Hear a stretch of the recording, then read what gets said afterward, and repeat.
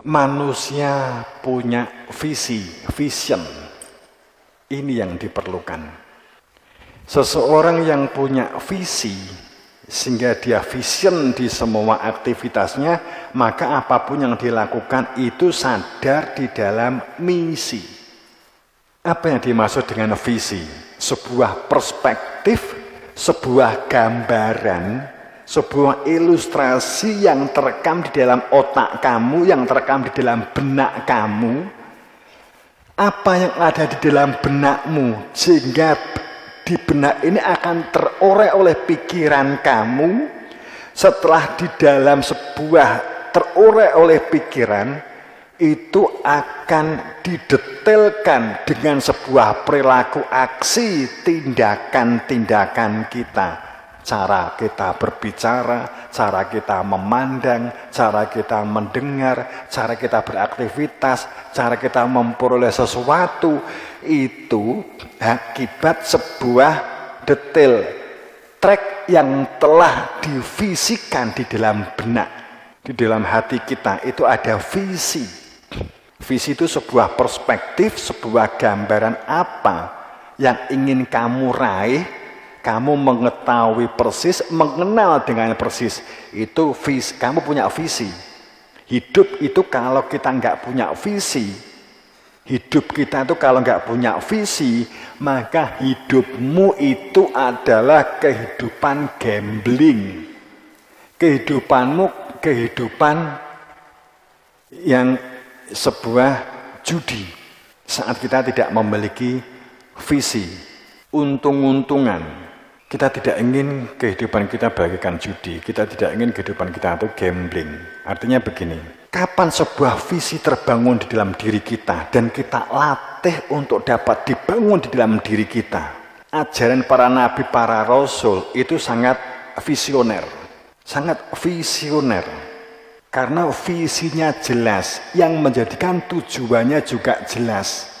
Prosesnya juga jelas, ada syariat. Hidup itu bukan spekulatif. Kita mungkin kebanyakan dari kita hidup kita itu spekulatif. Moga-moga kan gitu, spekulatif.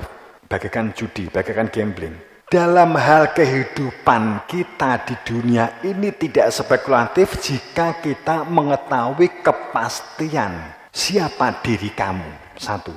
Jadi orang yang man arafa nafsahu itu kalimat yang mudah, kalimat yang gampang. Akan tetapi realisasinya kan butuh penjabaran lebih detail lagi. Siapa mengenal dirinya maka mengenal Tuhannya. Simple memang, simple. Siapa mengenal dirinya kalau kita ada ilmu ghaibi wa syahadati, ilmu yang menunjukkan keberadaan dia, ilmu yang menunjukkan keberadaan Tuhan, Tuhan yang punya nama Allah, itu keberadaannya gaib, eksistensinya gaib, tapi al-ghaib, prasyarat seseorang disebut iman, yu'minuna bil ghaib. Prasyaratnya yu'minuna bil ghaib, yakni mereka yang al-ghaib, iman kepada al-ghaib, iman dengan al-ghaib. Tapi perlu diingat, ayat ini sebelumnya ada kalimat inna fidzalik alif lam dzalikal kitab la raiba fihi. Tidak ada sedikit pun keraguan di dalamnya. Itulah kitab yang tidak ada keraguan sedikit pun di dalamnya bagi mereka yang iman dengan al-ghaib. Ini vision, ini visioner. Tentang alif, tentang lam, tentang mim, tentang alif, tentang ahadiyat diri Tuhan pasti kamu kenali.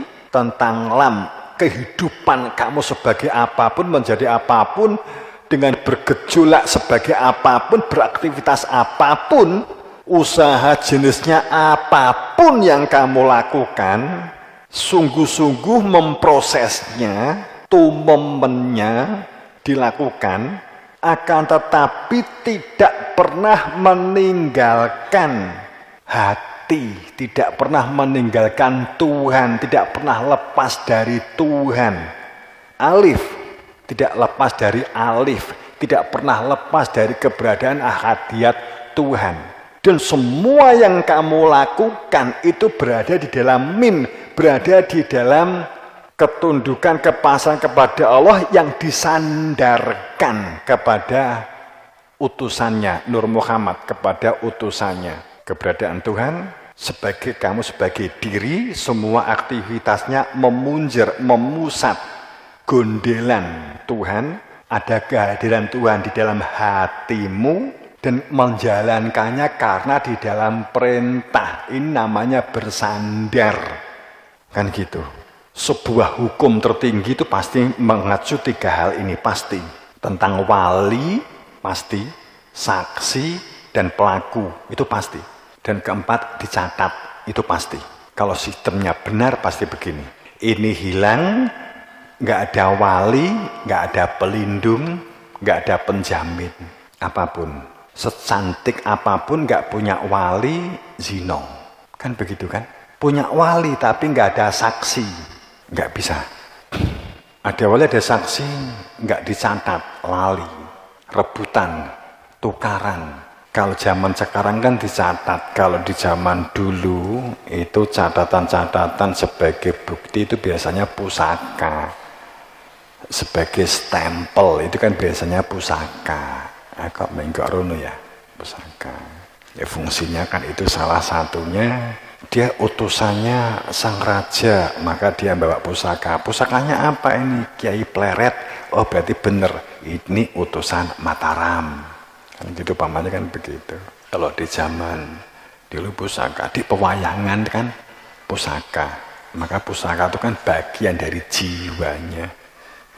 Saat ketika hal ini telah disadari menjadi bagian dari hidupnya, keberadaan Tuhan dikenali dengan sebenar-benarnya sehingga kamu hidup la ilaha illallah, semua yang kita jalan sebagai apapun menjadi apapun memunjer kepada Dia, kepada ahadiyat Tuhan, dan kamu menjalankannya karena perintah, maka kamu mendapatkan syafaat, maka kamu terrekomendasi dan mendapatkan disposisi kebenaran. Kemudian itulah kitab yang tidak ada keraguan sedikit pun. Kamu sebagai manusia punya status bahwa kamu itu tidak menjadi manusia yang diragukan. Karena kamu tahu tujuan hidup, kan gitu kan, yakni mengenal Tuhan. Bagaimana hidup dijalani, yakni mengenal hakikat, mengenal jati dirimu sendiri, sehingga kamu mengenal hakikat kehidupan. Kemudian ketiga, nadhiron, kamu tahu persis keberadaan khalifah atau wakil resmi Tuhan yang megang stempel, umpamanya kan begitu. Ini kan mengacu pada ayat, berita ayat itu. Maka kamu lareh bafihi, menjadi manusia yang tidak diragukan statusmu. Siapa ini? Yu'minuna bil ghaib, mereka yang mengetahui keberadaan al-ghaib, diri Tuhan. Kemudian memiliki perilaku sholat, memiliki perilaku zakat dan seterusnya. Yang ini kan manusia vision. Bagaimana kita supaya berada di dalam vision ini? Itu aziru, membesarkannya, mengagungkannya itu apa begitu? Jadi jelas lakon kangelane jiwa raga, pitukon kelangane harta benda. Itu orientasi visinya jelas gitu loh. Visi niki jelas. Visi kehidupan itu jelas, konkret, tidak abstrak, tapi di dalam kepastian.